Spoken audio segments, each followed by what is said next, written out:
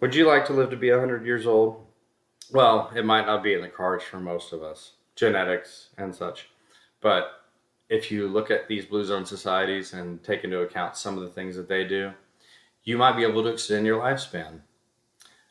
Uh, so they talk a lot about the power of nine in this blue zone societies, and these are nine factors that they do in their life to extend their life, and it's not things that they do consciously.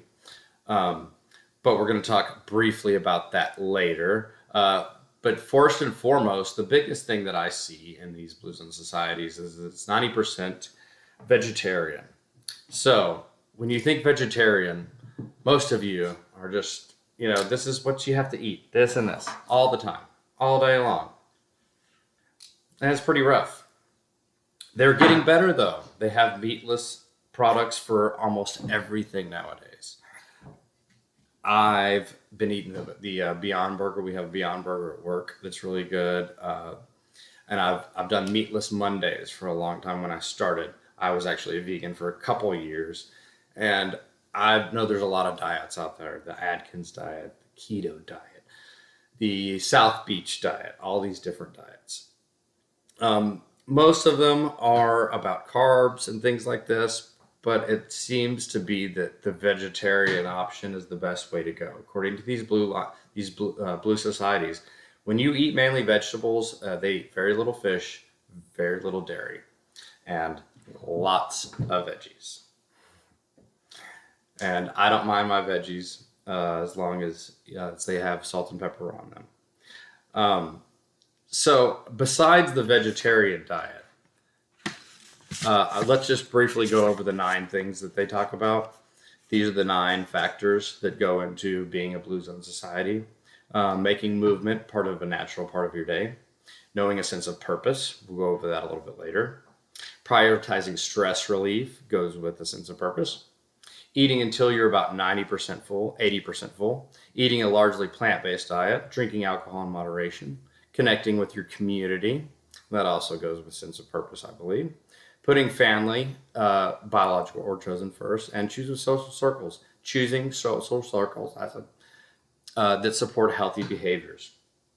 So that's a really tough one. You can't really choose your friends and family. So when you're in a social circle of people that eat meat, that eat ribs, and barbecue all the time, it's going to be harder for you to adopt something that these blue societies do to live longer. That is the biggest problem I see with most people. I love cheese.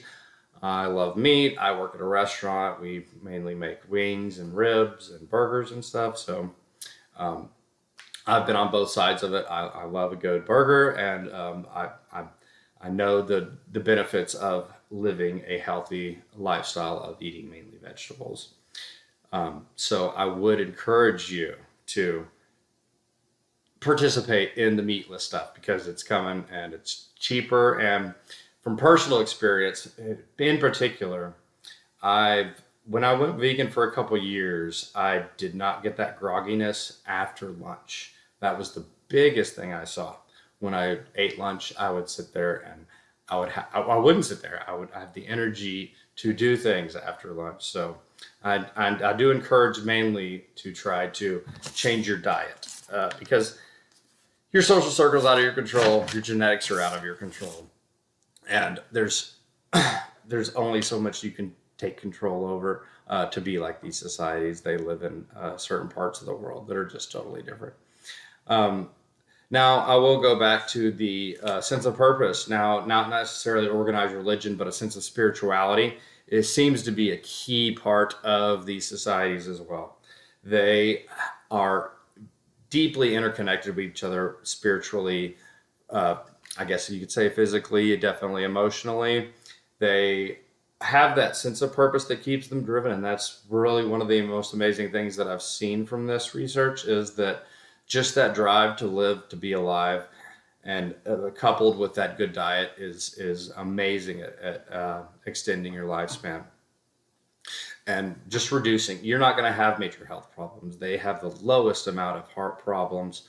Um, Anything to do with your heart, the stress related problems that most people have when they get older in the Americas. So In review, we talked about just a few changes you could make, like just try meatless Mondays.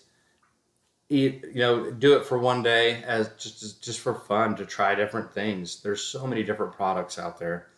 It's interesting to try a new vegetarian diet and try it for lunch one day. Try it for lunch one day and see how you feel afterwards, and see if you don't have that burst of energy that you didn't have after eating Taco Tuesdays or something. Um, so if there's just we might not get old if there's just a few changes we could make. As old as fast. So that's what I'm here today. And there's a great TED Talk on this, of course. It's 20 minutes long. You can search for it on YouTube. I'll put a link in the comments below. He goes into depth way more than than I could. So enjoy that, and thank you very much.